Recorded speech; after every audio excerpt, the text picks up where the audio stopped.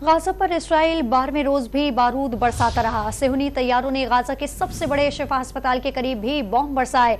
नसीरत camp में मस्जिद को भी निशाना बनाया गया। वहशियाना बमबारी में मजीद 55 से ज़ायद शहादतों के बाद मजमूई तादाद 3478 हो गई। 12,500 जख्मी अस्पतालों के इलाज मुआवजे के लिए सिसक रहे हैं। फलस्तीनी हुकाम शहरियों से अस्पतालों के लिए ईंधन फराहम करने की अपीलें करने लगे।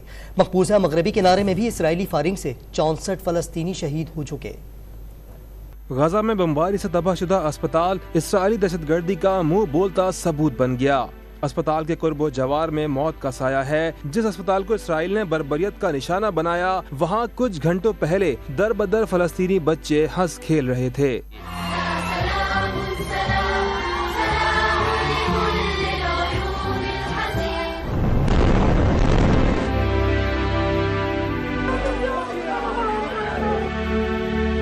अस्पताल में कत्लेआम के बाद भी इसराइल फलस्तीनियों के खून का प्यासा बना हुआ है। सेहूनी तैयारे आज भी गजा पर मौत बरसाते रहे। अल अहली अस्पताल पर बमबारी के कुछ ही घंटों बाद गजा के सबसे बड़े शिफा अस्पताल के करीब भी बमबारी की गई।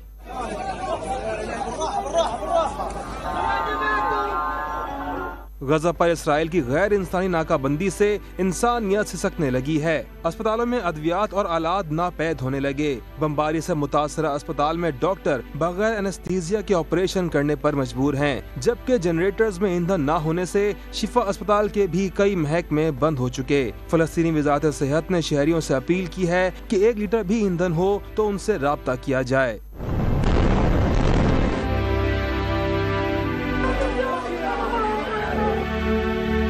इसराइली बमबारी से तबाहशुदा इमारतों में अब भी 1300 से ज़ायद अफराद मदद के लिए चीखो पुकार कर रहे हैं। ताहम मुसलसल बमबारी की वजह से इमदादी कार्रवाइयाँ मुश्किल हो गयीं। इधर मकबूजा मगरबी किनारे में भी सेहूनी अफवाज की बर्बरियत रोकने वाला कोई नहीं। सेहूनी अफवाज ने मजीद 2 नौजवानों को फायरिंग करके शहीद कर दिया। 7 अक्टूबर से अब तक 64 फलस्तीनियों को फायरिंग करके शहीद किया जा चुका है।